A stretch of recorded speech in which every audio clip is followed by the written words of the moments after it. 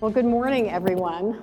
I think we have a hard act to follow from yesterday's events, and we're, of course, the opening act for Elon Musk today, so no pressure among this group. But we've had just an extraordinary opportunity to talk about an industry that we love, an industry that matters, an industry that's leading the clean energy transition. And what we'd like to accomplish today with Warner and Maria and Pedro is to get their perspective, not only on what we've accomplished, but what lies ahead.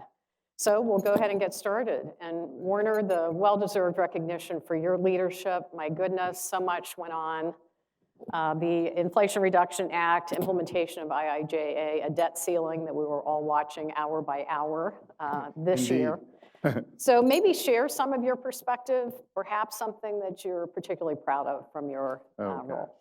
Well, lots to unpack there. You're right, Lynn. You sit there and you look at the Inflation Reduction Act, and you look at, what happened with the debt ceiling package, which obviously had important provisions on siting reform and permitting reform.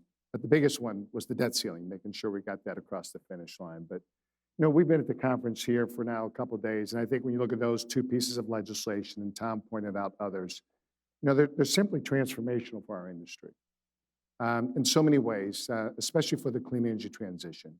You think about, Lynn, what happened with the IRA, it's going to give us the ability to accelerate investments in important technologies, things we know about, wind, solar, battery storage, but new technologies, whether it's hydrogen, whether it's carbon capture, advanced nuclear, all those things. And most important thing, it's going to make it more affordable for our customers. That's the real bottom line. And you think about what just happened with, the Debt Ceiling Act and what it did with permitting reform. I like to believe it and say, they're common sense reforms. Because if we're going to move forward with all these clean energy investments, we need to have the ability to have barriers broken down. And I think a lot of those provisions absolutely do that. And so, you asked me another question, and what I'm most proud of. It's hard to believe the years gone by. It has flown, truth be told. But it's been just an absolute honor and pleasure to really lead the group, to work with all of you. And so many out there, but frankly, it's a big room. But one of the great blessings I have in having this job, this role, I should say, sometimes it felt like a job on a day-by-day basis, was really having the opportunity to work with so many stakeholders. And and I would, as I think about accomplishments, they're not my accomplishments. They're the things that we accomplished as an industry, and I don't mean just as the EEI member group, but I mean truly as an industry. And we talked about the transformational policies. Tom mentioned those. Those are game changers. They really set us on a path in terms of what we want to achieve, not as an industry, but frankly as a country. But Lynn, when I reflect on probably the thing I'm most proud about what the industry did, we changed our mindset. Really, and it wasn't just over the last 12 months. We changed our mindset, and we chose to be for something. And that what we were for was to be as clean as we can, as fast as we can, but making sure we do not compromise along the way reliability and affordability. And so as we thought about that, we had that as part of our lens as we looked through all these policies. But I think most important, what we did was that we reached out to many of you, stakeholders, to find solutions together. Because we know that that's how solutions are sustainable. That's how we work with policymakers. And at the end of the day, it's something that, frankly, we all should be proud of because we're on a path that we should feel very good about. So thank you. Now, and Warner, I think we all feel as if there's momentum that's building around this clean energy transition. But we also recognize we've got decades ahead and a lot of work to do. And Pedro, congratulations on your upcoming leadership role. Maybe talk a little bit about how you see progressing some of these priorities and what policies might be important during your tenure. So, well, I have to start that by saying thank you, Lynn, and big thank you to Warner. What a year you had, and the size shoes that I have to fill, I will not be able to do that. My feet are a little smaller. You and Maria are more than up to it. You will take it to the next level. I'm absolutely confident of that. But when you think about the successes of the last year, they also then become a bit of the challenges and the work ahead for this year, right? Because now it's about implementation. And so from a policy perspective, making sure that the IIJA and the IRA get executed well. There's still a lot of devils in the details that need to be worked through with the agencies like Treasury. And so remaining engaged on those from a policy perspective, but looking at how then that leads to implementation. Permitting and siting reform is a big part of that. And you know, we have great partners in the administration today, and I think, you know, and in Congress, and all of them acknowledge that all the wonderful work that's been done over the last 12 to 18 months could be for naught if we can't actually get the steel in the ground, right? And so getting permitting and siting reform continues to be high on the agenda. And then I think, you know, looking at the clean energy transition more broadly, that continues to be such an important policy item for all of us, not just at the federal level, but at the state level, and making sure that we are connecting the dots for our regulators, our policymakers, on how this transition is the most affordable way to get decarbonization, to get to having an impact, you know, on climate change. There's also a lot of the policy issues that are blocking and tackling for us, but so important for critical infrastructure. Physical security, cybersecurity, reliability standards, you know, all the stuff that we do so well together through the power by association that we have. And I'll close this by saying, I know this is more about policy, but when I look across the room, you know, we have EEI members, we have folks who are in the utility space, we have folks who are not EEI members, we have folks who are the supplier base and other stakeholders. I think of this as our industry. Right? You know, we can't just do it as utilities alone. We can't tackle supply chain alone. We can't, you know, put all the steel in the ground just by ourselves. So your engagement, not only with what you do every day, but your engagement in Washington and in state capitals around the support for the policies that will help us to implement the clean energy transition safely, reliably, with resilience and affordably for our customers is just critical. So thank you to all of you, and we're going to keep on putting it to work in policy space. Pedro, I appreciate that, and I think Bill Gates kicked us off underscoring the complicated and complex nature of what we're doing, and that's really the point you're reinforcing with everyone in the room. You also mentioned blocking and tackling, and Maria, to bring you into the conversation. Maria is not only co-chair of our leadership team here at EEI, but she's also been an important co-chair of a CEO task force around wildfires. And we've been working actively to build that partnership with the federal government around how we can address this really important challenge that many of our utilities are facing. So Maria, can you give us some perspective, maybe how that's progressing and what some of the next steps might be? Sure, thank you, and good morning.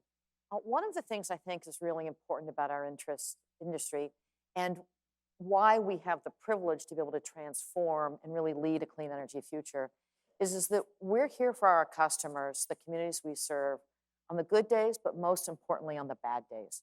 And as part of the Wildfire Task Force, we're housed under what's called the Electricity Subsector Coordinating Council, a big set of words, but it's how we as industry leaders interact with the federal government at the highest levels. And that goes back 10 years ago to Superstorm Sandy, when actually the president was involved in some of the first ESCC meetings. Tom Kuhn, Liz Sherwood-Randall, Caitlin Durkovich from the White House, part of DOE's leadership, were all coming together to ensure the fastest response possible during some of those most tragic events. Skip forward 10 years later, we've seen cybersecurity be an important component, and now in the last 5 years, wildfires, particularly for those of us in the West. It is a huge issue facing our industry. There's no question that working with the government at the highest levels gets results. The leadership from the White House, what we've seen from DOE, has changed how the U.S. Forest Service, Bureau of Land Management, and others show up. We're working with the FAA, as well as with Department of Energy National Labs on really important technologies, next generation technologies that are not only enhancing how we fight wildfires, how we mitigate against them, but also how we create an integrated, cleaner grid, which will mitigate some of the effects of climate change, because we need to be able to do both at the same time. I'd also say that the two keys is technology, and many of you in the room are providing incredible technologies that we're deploying quickly into our systems. Also, it's partnership. Every utility is actually in every community. So during our toughest times, we're in our EOCs at the local level. We're working with fire marshals. We're working with everyone. And I would say that one of the most important things about our industry, and really a hallmark of Tom Kuhn's leadership, has been mutual assistance. We are here for others when they have problems, and they're here for us. And there's no question in the West, we have learned a lot from the Gulf, from the Carolinas, from New England, from the Midwest, on how you all have handled disasters, and it has made a significant difference. I'd also personally like to recognize Pedro. While we were preparing for wildfires in the Pacific Northwest, while we were learning from California, all of a sudden we got ourselves into 2 million acres burning a couple of years ago. And I promise you, it's a lot different when you're in that situation than when you're preparing for it at that level of scale. And Pedro's spending time with me as a leader, understanding how to deal with essentially what has becomes a crime scene for us and for all the communities we serve, was incredibly important. What we've learned from Canada most recently, and what we have seen in other places, is that this is not just a utility problem. And so in our communications and in our partnership, it's really important that we now recognize that lightning strikes, campers, others in the woods, as we like to call in the West, the WUI, the wildlife interface with all of our houses that we serve, and change the narrative to this is a societal problem, not just a utility problem. So we're all working together to make this happen. And thanks to EEI's leadership has really made a big difference. Maria, thank Can I, you. can I spike in here just for a Sure, second? Because I please want do. to credit Maria.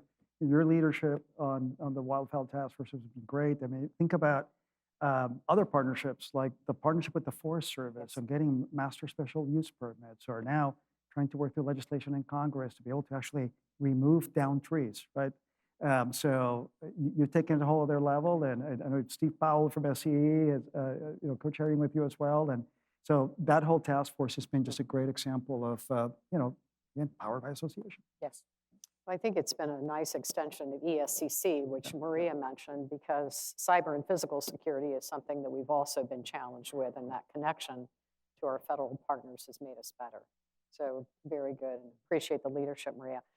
Let's talk a little bit about some upcoming things. I know, Warner, you talked about permitting reform. We got a good start in the debt ceiling, but I know you've had a host of conversations with House and Senate leadership. And as we heard from Advisor Podesta and also Secretary Granholm yesterday, they still have plans on how we can do more around permitting. So could you just talk for a moment about what you see, perhaps give us an odds on whether something will move in 2023? Well, I've learned long ago never to predict legislative outcomes or odds.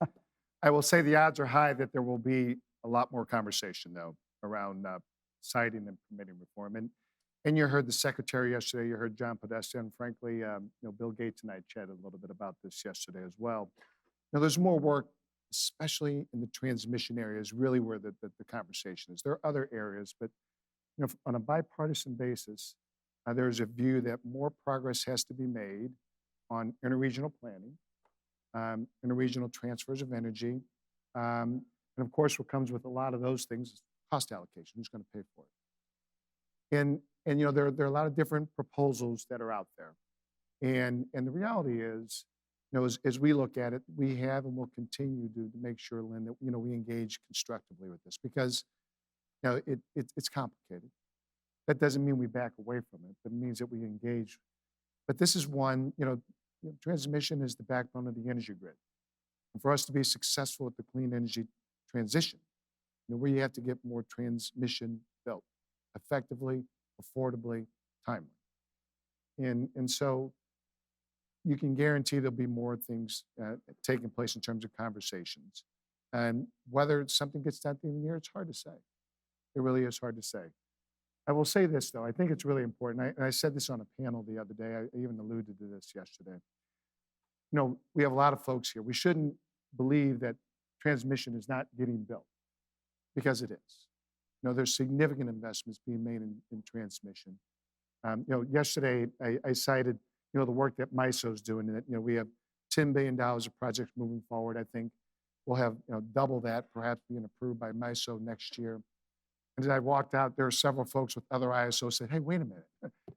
I want to make sure that SPP is doing things, the California ISO is doing things. And so the industry is not sitting on our hands. It doesn't mean that we shouldn't make more progress. But the most important thing is we think about legislation or regulation or whatever reform there is.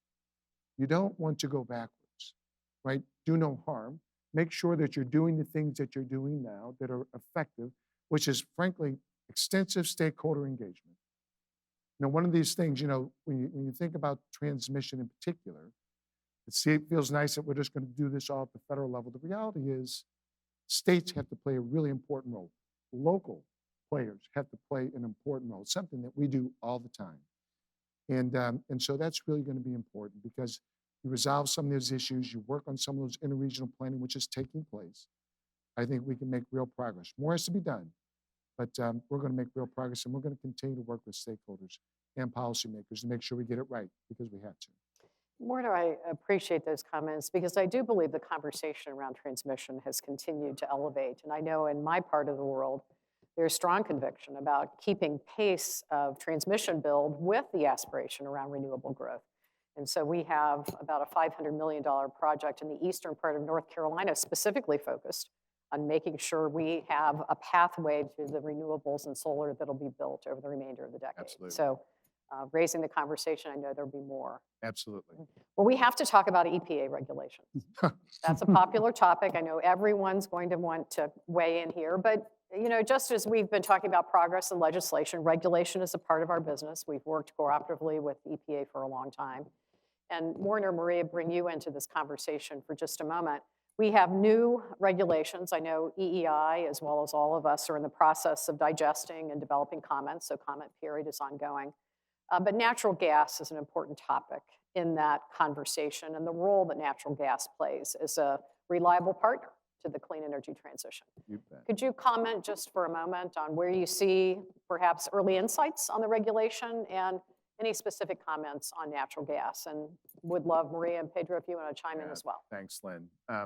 It's interesting. We've spent a lot of time at these conferences and this one talking a lot about the legislative arena, and very important.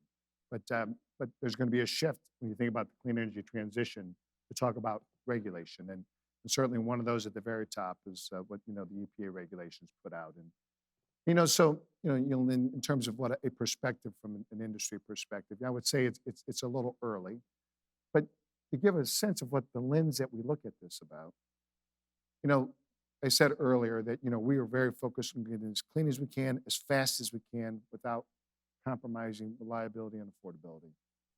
And so we look at many of these regulations, including this one. We have that as our lens because, frankly, all of us up here and many of our members have very detailed, comprehensive plans to try and balance those three things. And so we want to make sure the regulations don't get us out of sorts.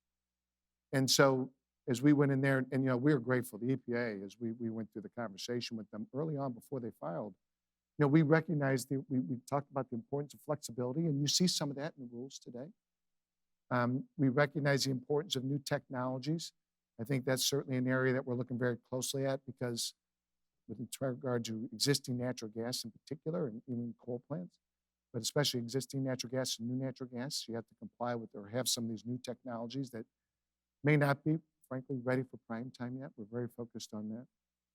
And then certainly, we want to make sure that, we're engaging effectively with not just the EPA, but the key stakeholders. But you asked the question about natural gas.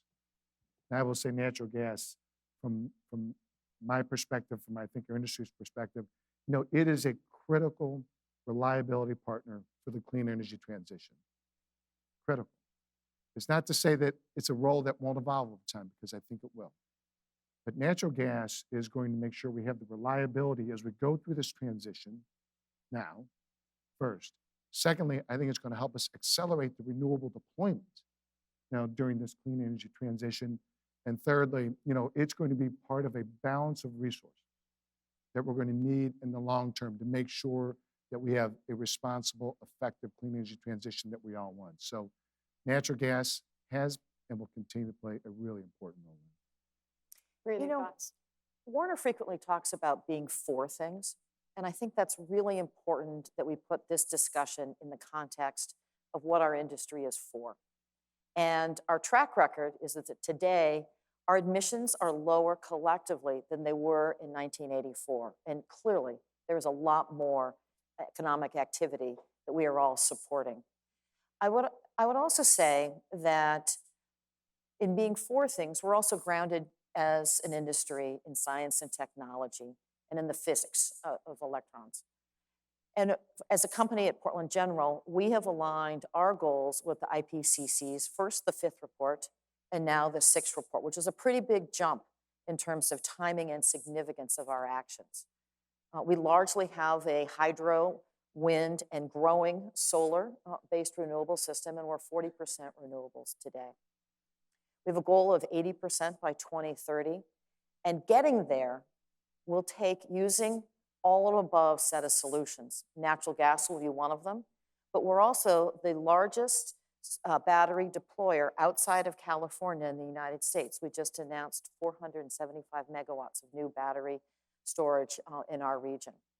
There's clearly, we reflect the values of our customers who are moving very quickly in a renewable future, but for whom reliability and affordability is still just as important today, maybe even more so with the technology kinds of manufacturing that we're doing as it was for our entire 100 years plus of our company's histories. So yes, an important bridge fuel as we move forward, and an important transition as we integrate more and more renewables onto the system. So more to come. More to come. EP, and really appreciate those comments. And Warner, your emphasis on reliability, affordability, and clean, I think it's that combination that we are always trying to find the right balance on, and we'll continue to do that. Why don't we transition and talk about business model just a moment? Pedro would love to bring you into this conversation. The regulated, integrated in some instances, regulated wires companies and others has been a part of this industry for a long time. It has served us well during periods of great transformation that this industry has experienced over a century. But now we're in the midst of another one, the clean energy transition. The business model is questioned at times. Anytime there's disruption, there's opportunity for profit by others, and understanding what our role is always important. But there's also an element of the regulatory compact that goes with our business model that needs to progress in some way for us to be successful. So would love your perspective, Pedro, on how we think about the business model and regulatory compact, what flexibility it offers, what benefits it offers, what challenges perhaps it presents for all of us. It is such a fundamental question, I think, for policymakers, regulators across the country today. And at the core of it, we as an industry have a really important and I think a strong history of providing reliable, affordable, and now increasingly clean service to our customers. So it starts and ends there. The investor-owned utility model has brought a great benefit to our communities in allowing us to use the outside market, outside investors, to attract capital so that our communities don't have to put up the capital themselves. It comes down to it. Today, 70% of the country's load is served by investor-owned utilities. And collectively, we've been able to build the scale and the skills to serve our communities well. And frankly, organizations like EEI have been a big part of that story, right? Because we share, and we share best practices, and we continue to advance the ball here. You're right, Lynn. The model, comes under challenge now and then, and it's something that I think we can expect to increase. In putting on my Edison hat for a little bit here, if you look at the history in California over the last several years, it's been challenging, right? And as we headed into the period of these, catastrophic wildfires, one of the things that catalyzed in a strange way was that it brought to the fore the point on the value of financially healthy utilities. And when we had to go to the legislature and frankly seek help to get some reforms because the structure that we had around wildfire liability just was unworkable, we were fortunate that just before all of this started happening, we had put out our first white paper on the clean energy transition. And when you look at the scale that's required for capital deployment across our sector in order to help electrify other sectors, that task is so huge, and our state happens to be so committed to that, that there was this realization that, oh, wait, this wildfire thing is impairing the ability to have financially healthy utilities. We got to fix that. That balance sheet's important. Balance sheet is important, but also strength and fairness in the regulatory compact are important. Now, as we look across the country, and we've talked about this, certainly among the EEI board quite a bit, I think it's going to be a continuing focus certainly over the next year. We do have an inflationary period. We may or may not have a recessionary period. We have affordability concerns coming to the fore for customers. There can be this natural, almost knee-jerk reaction to see where can we trim the sails a bit, right? And as an industry, I think we've done a good job, and we will continue to do a good job in delivering affordable power, continuing to challenge ourselves in terms of our processes, looking at how we now use tools like more digital transformation and AI.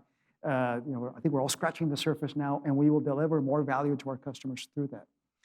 But we also need to recognize there's going to be these pressures that can then lead to pressure on our regulators and policymakers to maybe make decisions that might provide some short-term relief for customers that in the end cost customers more, right? Because if we see regulatory decisions that impair the financial health of utilities, guess what? Rating agencies notice that. Investors notice that. All of a sudden, the credit spreads for the industry start going up, and that ends up getting borne ultimately by our customers and rates.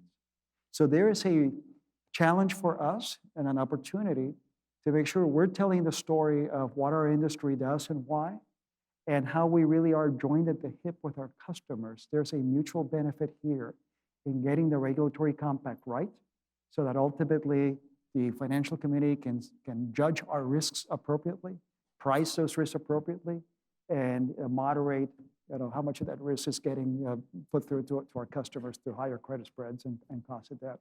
So it's a story that I think we're going to have to continue telling, and frankly, will get even more acute for the folks who'll be sitting in these chairs 5 and 10 and 20 years from now, because they will be sitting on the other end of the clean energy transition.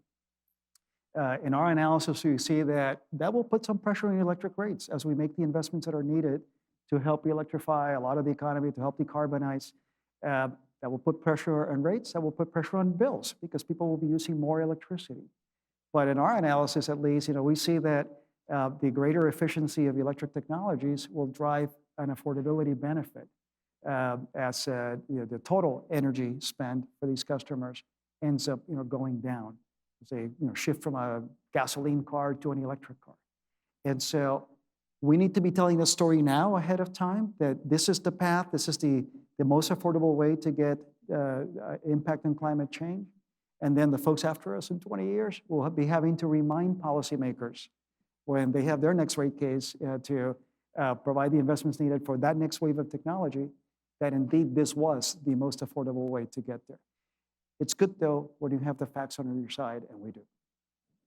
I think that the point of continuing the conversation with stakeholders about where we're going, continuing to focus on what value we're delivering to customers, because it's affordability, no question, but value. And we had an opportunity this morning in the EEI board meeting to talk about one of, how customers are viewing our industry, and reliability is right at the top. And so executing this clean energy transition by also focusing on the value we're delivering, I think will be important. So appreciate that. Any comments, Warner or Maria, you want to add to business model or regulatory? There's a lot of discussion on this, but I think as we look at all of the issues that we need to balance and the prevalence of extreme weather that we're seeing, there's no question that customers are actually valuing utilities more than they have in the past, not only for the reliability, but because we serve everyone. And I think that there's a real view towards bringing everyone along in a way that we didn't in past decades, and making sure that this transition is just and equitable. We heard a lot of that from the Secretary of Energy yesterday, and there's no better set of organizations to do that than utilities. We really were created to bring large capital solutions, very complex engineering to societal problems. Well, it's a nice transition to environmental justice, because I think this topic of affordability and equitable transition is not only important to our policymakers, but frankly, it's important to our communities. And we are living it on a frontline basis as we retire assets and as we work through land issues, rights of way, transmission, reskilling workers. I mean, there's so many dimensions to it. Would love to just open it up to all of you, how you're thinking about that affordable and equitable transition, and maybe some examples of what your companies are pursuing. Happy Mr. to. Chairman, we'll Thank start you, with you. thank you. You're the chair. We all yield to you now. Yeah, let's see how long that lasts, right? I'll start by pointing out that while sometimes people think of Southern California as the home of Beverly Hills, fully 1/3 of SCE's residential customers qualify for low-income assistance.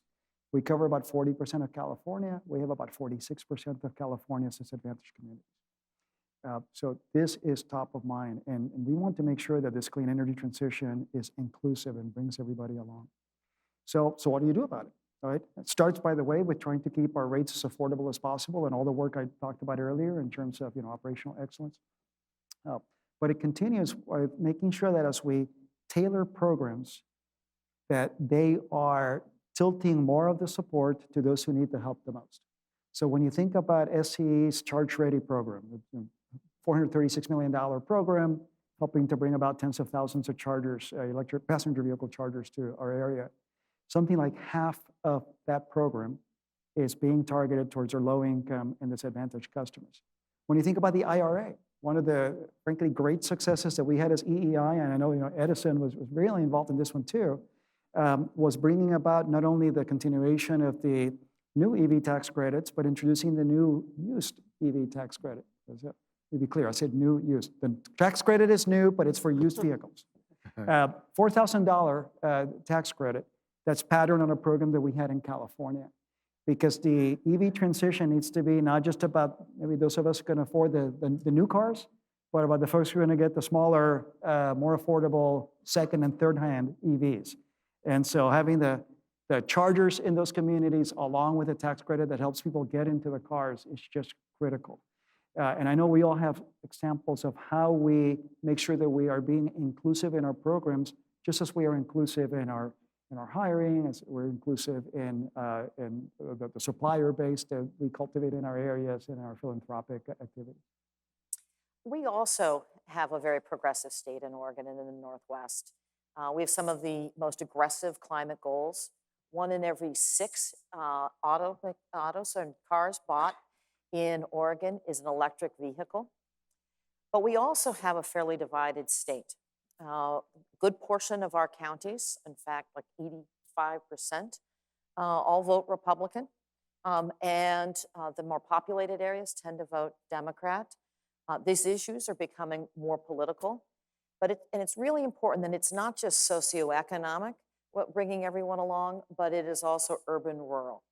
And as we look at where we need to go, one of the things that we think about as a company is nothing about me without me.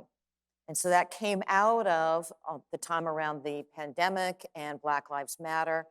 And really at the heart of it, it is about listening and including. And so as part of our clean energy plan, we have community resource groups that are set up to advise us as a utility in a very different way than we had through our traditional integrated resource plans. They truly are stakeholders at the table.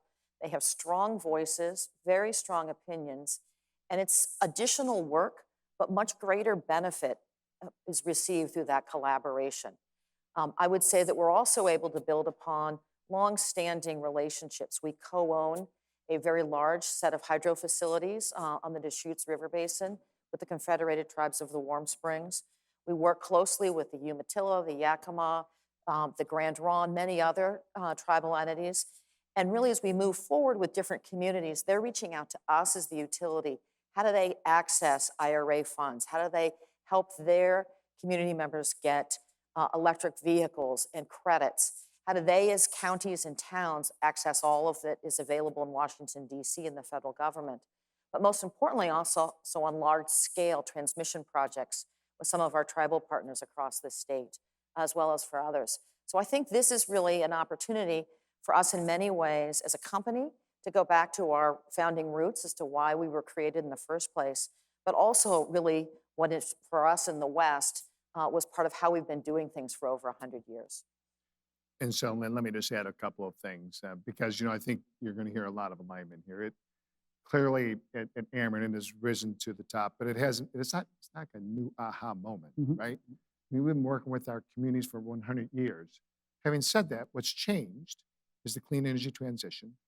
And consequently, we have a lot of coal plants, right? And we're going to be shutting them down thoughtfully, responsibly, but it's affecting communities. So equitable transition is really important. And so we did a couple of things. One, we had a chief sustainability officer, which I would say when that position was formed, it focused, if you think about ESG, it was a lot on the E piece. But we realized there's much more to the transition than just the E piece. There's the S piece that comes with it.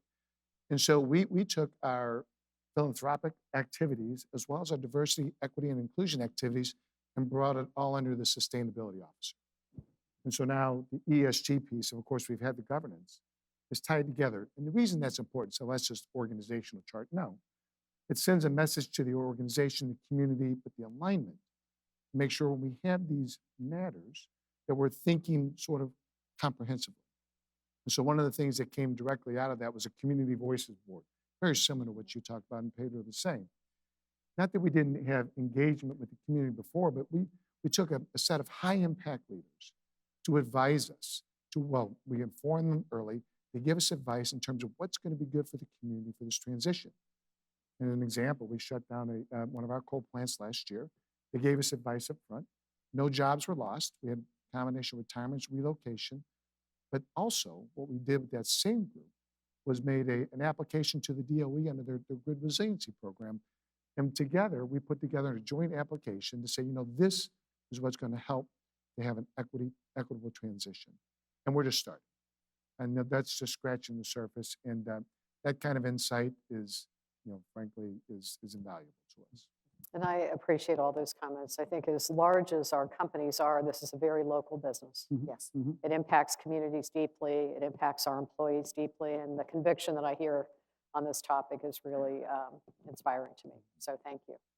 So we're going to hear lots about EVs with Mr. Musk in just a few minutes, but maybe we touch on that just briefly because I know Pedro and Maria both, you've been very active in our industry work around EVs, working with the automakers.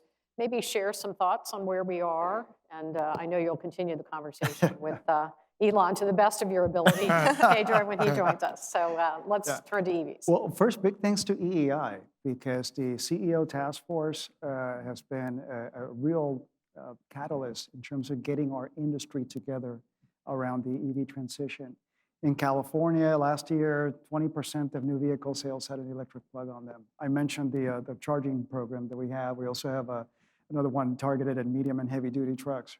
There's a lot of engagement with the community, with customers, with OEMs, as you mentioned, that's happening through EEI, but also through each of our member utilities.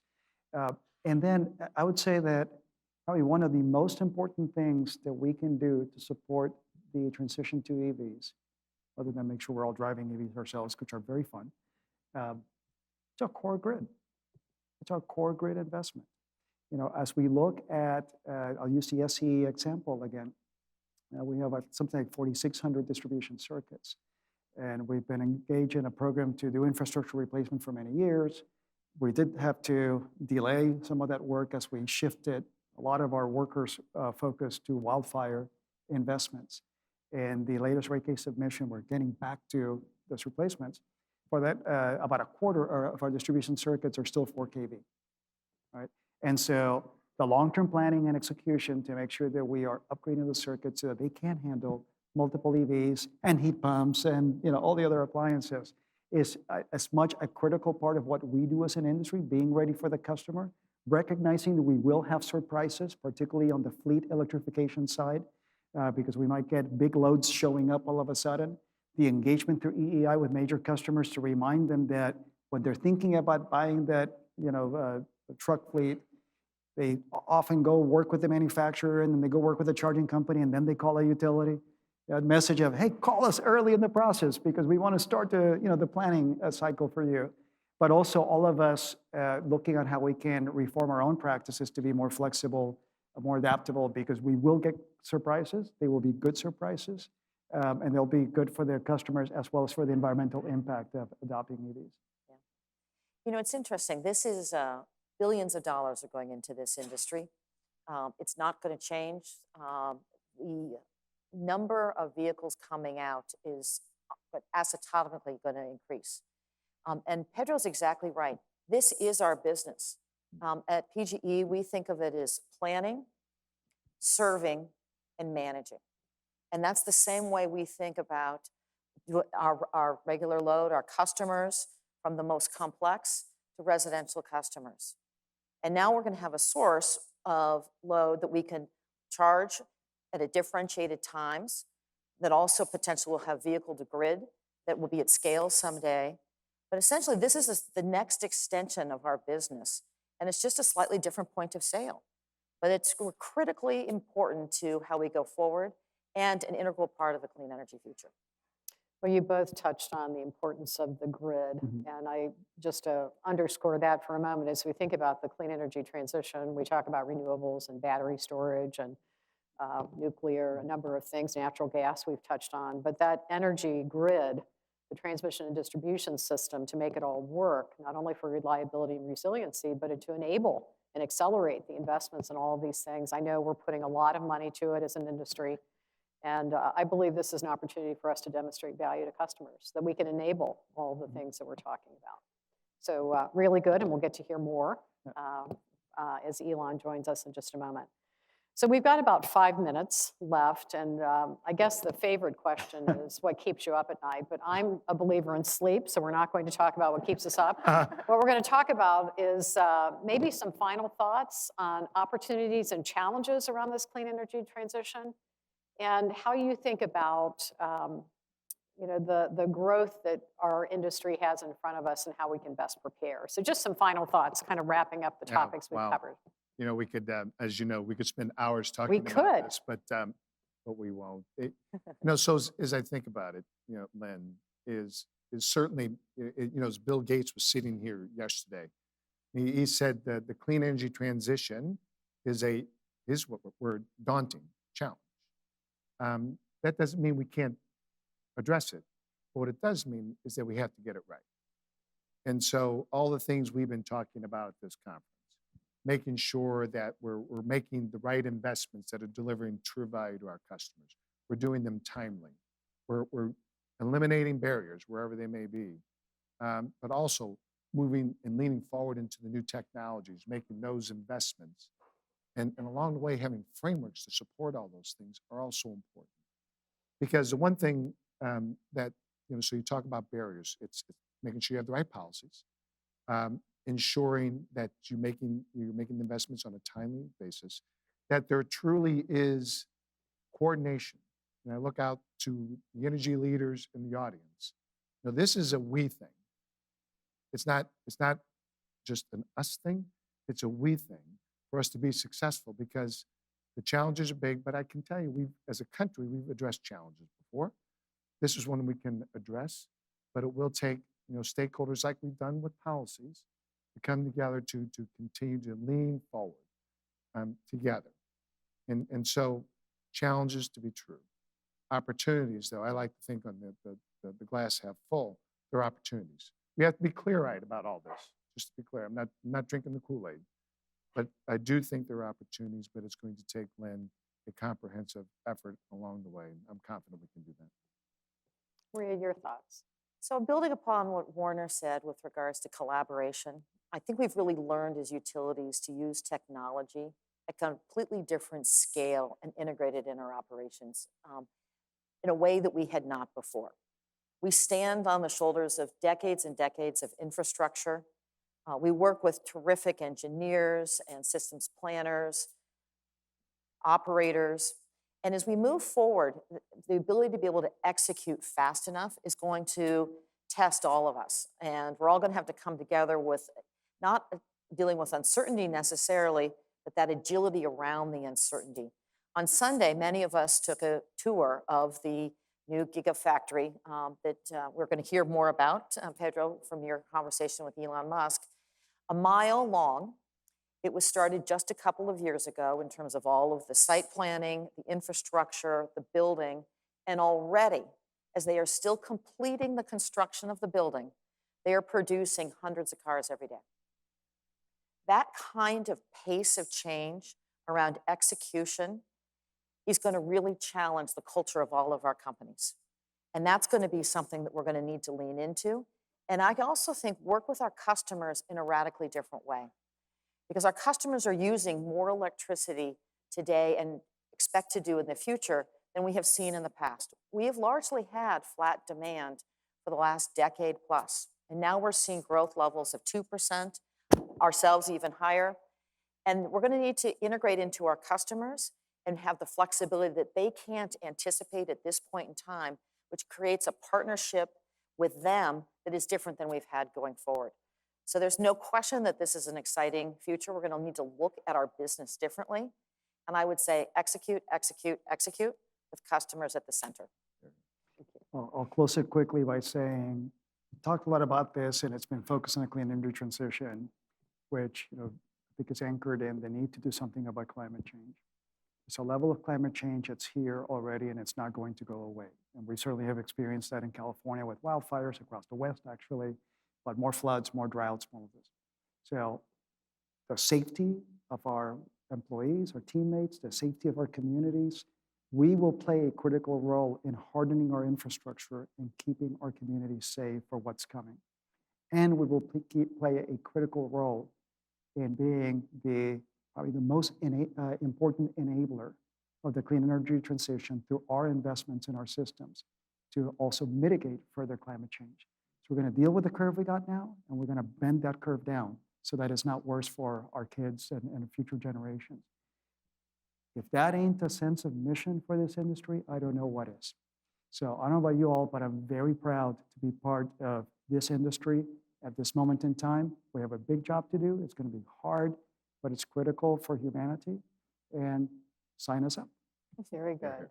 Well, I appreciate comments from all of you, good wide-ranging discussion, and most of all, appreciate your leadership. Your commitment to EEI makes it what it is, and I know the work that you're doing in your communities is important as well. So please join me in thanking Warner, Pedro, and Maria for a great conversation.